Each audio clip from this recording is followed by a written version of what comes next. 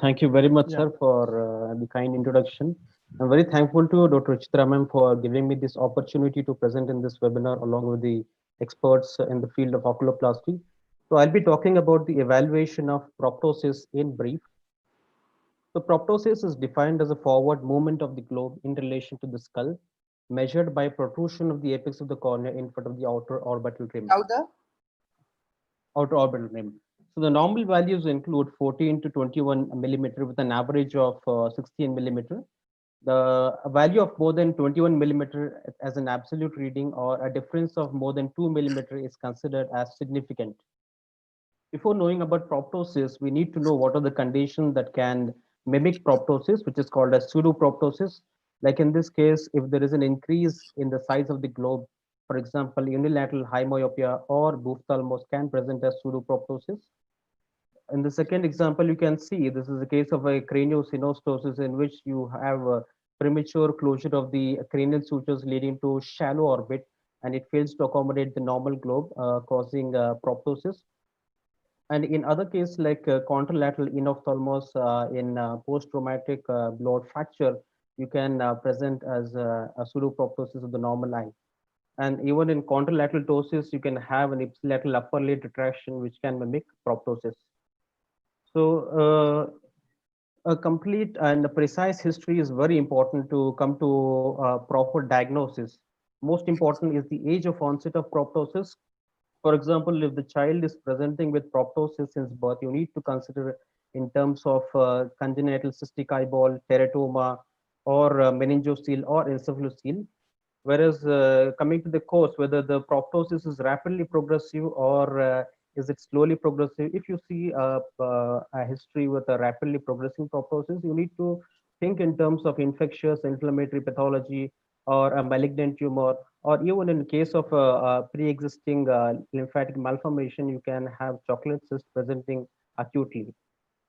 Then you need to ask about the associated symptoms of proptosis, like is it associated with pain? Again, which gives us a clue in terms of infectious and inflammatory pathology as well as malignant tumors.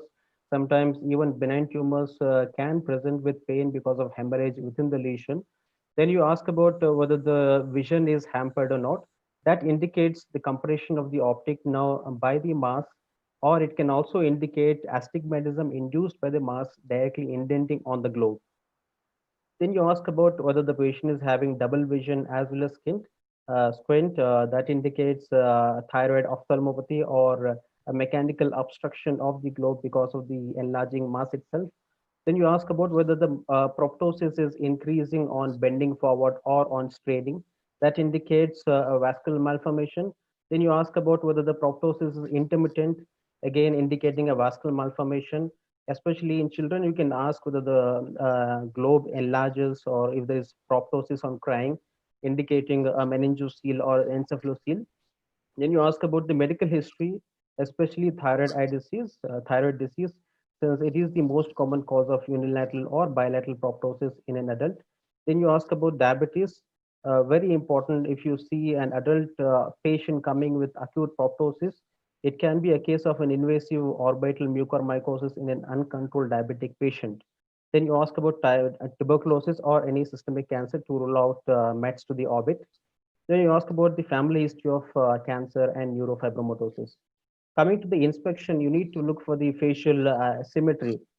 Like for in this patient, you can see there's a fullness in the temporal fossa with narrowing of the horizontal aperture. This is a case of a this is a case of a dermoid cyst. And you can also come across fullness in the temporal fossa in cases of sphenoid wing meningioma and metastatic neuroblastoma. Then you look for the position of the globe. There are two views. One is Navziger's view, in which you ask the patient to sit on the chair and you go behind the patient and look the patient's eyes from above to look for the asymmetry. And then other way is the worm's view, in which you look at the patient's eyes from down to look for asymmetry. Axial proptosis is when the eye is displaced straight outwards along the anterior-posterior orbital axis. It is most commonly seen in thyroid ophthalmopathy and intracranial lesions such as cavernous hemangioma, optic meningioma, optic neuroglioma. Whereas abaxial proptosis is when the eye is pushed forward and also displaced off its central axis. It is commonly found in extracorneal tumors. Like for example, in this case, you can see there's an inferotemporal dystopia, which is mainly because of the lesions in the superior nasal quadrant, such as rhabdomyosarcoma, meningocele, encephalocele can present with inferotemporal dystopia. This is a case of an inferior dystopia, that is because of the lesion in the superior orbit. For example, you can have schwannoma or lymphoma presenting in this quadrant. Whereas inferonasal dystopia is because of the lesion in the superior temporal quadrant. That's where we have the lacrimal gland. So any lesion of the lacrimal gland, be it benign, malignant, or inflammatory pathology, can present with inferonasal dystopia. Then superior dystopia could be because of the lesion of the maxillary sinus, such as squamous cell carcinoma of the maxillary sinus, eroding into the orbit and pushing the globe up. Then you need to look for the periorbital fullness. Like in this example, you can see there's a fullness in the superior sulcus, indicating a mass in the superior orbit displacing the globe downwards. Then you look for the skin changes. And this example, you can see that the skin is very tense, shiny, and red, indicating an infectious pathology like orbital cellulitis. Or you can find yellowish discoloration of the skin in xanthogranuloma. The tumor surface, we look for the prominent vessels, whether you can see whether the tumor is smooth, or you can see multinodularity of the lesion in case of recurrent pleomorphic adenoma, or if it is a rapidly progressing malignant lesion, can also present with bleeding or ulcer. And you should look for the dilated tortuous vessels over the mass as well. Valsalva maneuver is important in case of especially high flow vascular malformation and orbital varix. You ask the patient to close the nose and the mouth, and or you can ask the patient to bend forward and measure the size of the lesion, or you can measure the amount of proptosis before and after Valsalva maneuver to look for any change. This is a case of a pulsatile proptosis. You can see the patient is also having multiple neurofibromas on the skin. It is a case of a neurofibromatosis with with a sphenoidering dysplasia leading to transmitted pulsation into the globe, causing pulsatile proptosis. Pulsatile proptosis is also seen in cases of high flow keratocavernous fistula. Then very rarely you may come across something called as chewing oscillopsia. This is a case of a dumbbell dermoid in which you can see there's an extraorbital component as well as intraorbital component. Whenever the patient is chewing, there's a contraction of the temporalis muscle pushing the extraorbital component into the intraorbital component and causing chewing oscillopsia. Chewing oscillopsia can also be seen in extensive removal of lateral orbital wall as well. Then in the eyelid, very important to look for the signs of thyroid eye disease since it is since it is the most common cause of proptosis in adults. We look for the signs of lid lag, lid retraction, or lateral flare. In a case of a neurofibromatosis or lacrimal gland lesions, you can come across an S-shaped deformity of the upper eyelid. Or if it is a very long-standing lesion, you can see increase in the vertical lid height as well. And in some cases, like metastatic neuroblastoma, you can have recurrent ecchymosis of the eyelid as well. Extraocular movements, very, very important. So, for example, in this case, you can see there's a cysticercosis of the superior rectus LPS complex leading to limitation of elevation. Extraocular movement will be restricted even in case of thyroid eye disease or any mechanical obstruction to the movement of the eyeball by an enlarging mass, or direct compression of the cranial nerves can also cause extraocular movement restriction. Conjunctival or fornical examination, and this you can see a bluish discoloration of the superior fornix indicating an underlying vascular malformation, or you can come across a solid chemosis in the case of a metastatic neuroblastoma, or you can come across something like purplish reddish lesion in the superior fornix seen in orbital varix, or you can see in an elderly patient with a pinkish mass in the inferior fornix indicating lymphoma. And also you should carefully look for dilated tortuous corkscrew vessels in the conjunctiva, which is seen in high flow keratocavernous fistula, or chemosis in a case of rapidly expanding tumor or a chocolate cyst in a lymphangioma. Exophthalmometry is very, very important. It measures in an anterior posterior plane the distance between the apex of the cornea and a bony point It is usually taken to be the deepest portion of the lateral orbital margin with the eye looking straight ahead.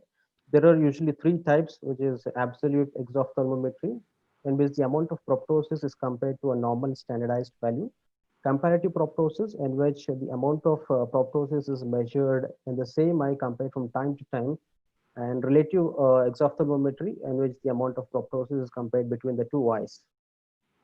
Hertel's exophthalmometer is the most commonly used instrument to measure the amount of proptosis. In this, the patient and the examiner should be at the same level.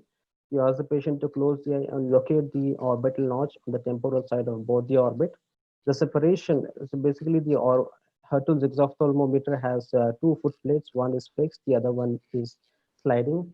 So the separation of these two should be kept constant in subsequent visits to avoid errors. Then you have two red lines on the exophthalmometer. It should be in line with each other to avoid parallax. Then vertical displacement is measured by using two scale method, in which a horizontal scale is placed along the lateral canthus of two orbits, and a vertical scale is used to measure the distance from the horizontal scale to the 6 o'clock limbus. And you take the difference of the two eyes, that will give you the amount of vertical displacement. Whereas horizontal displacement, you take a mark on the center of the nasal bridge and you measure the distance uh, from that mark to the nasal limbus of each eye, and the difference between the two measurements will give you the amount of horizontal displacement. Then you have Lutz exophthalmometry. It's a simple single transparent plastic ruler which is having reading on both the sides to avoid parallax. It has 0 to 40 millimeter reading. It's very useful, especially in children. They will not get intimidated by this since it's a very simple plastic ruler. Then you have Nogel's exophthalmometry. It is slightly different from Hertel's exophthalmometer. It rests on the superior as well as inferior orbital rims. It doesn't require lateral orbital rims, so it can be used in cases where there is fracture of the lateral wall of the orbit. And it also measures globe dystopia along with axial proptosis. So palpation, you start with the orbital rim to look for any deformity. Then you relax the orbital septum by asking the patient to look up and feel for any mass.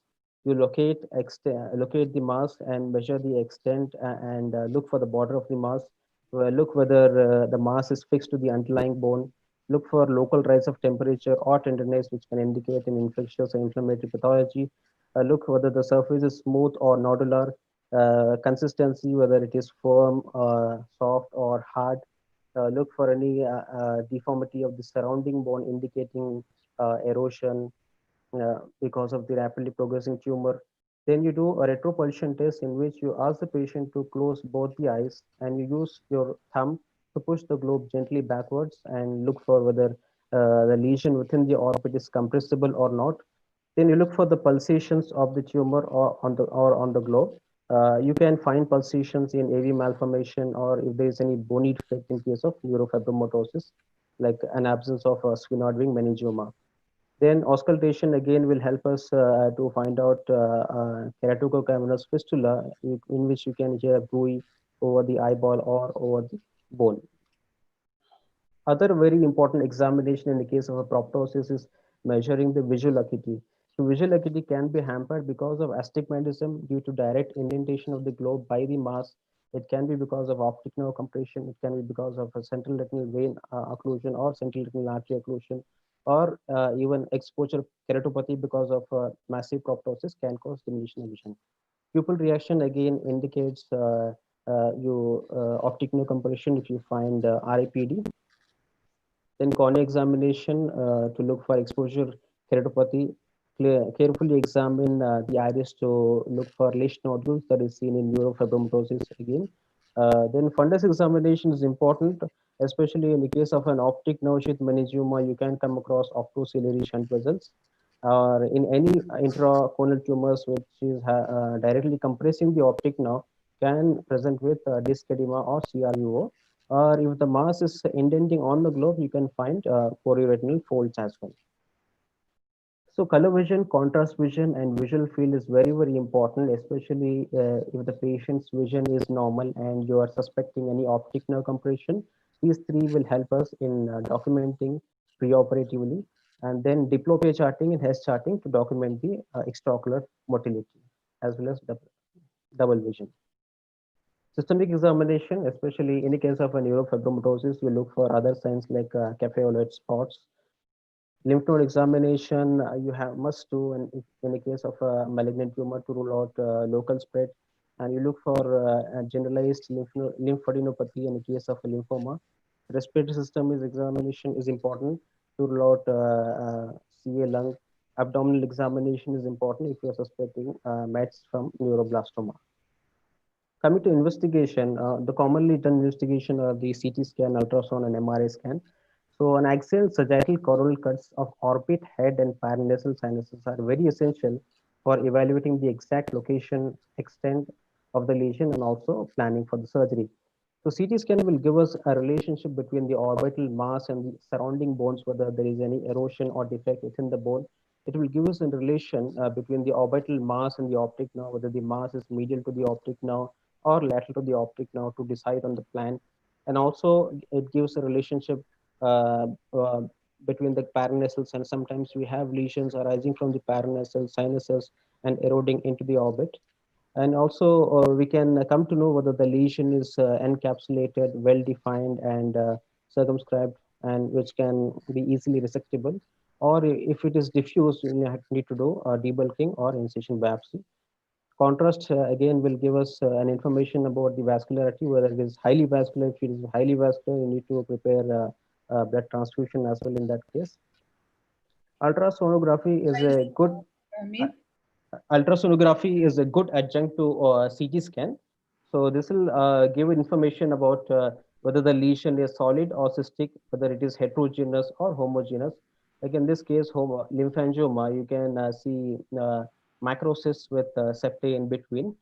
And MRI finally is very, very important if you are looking for a lesion within the orbital apex, or if it is an optic nerve tumor like optic nerve glioma or optic nerve meningioma.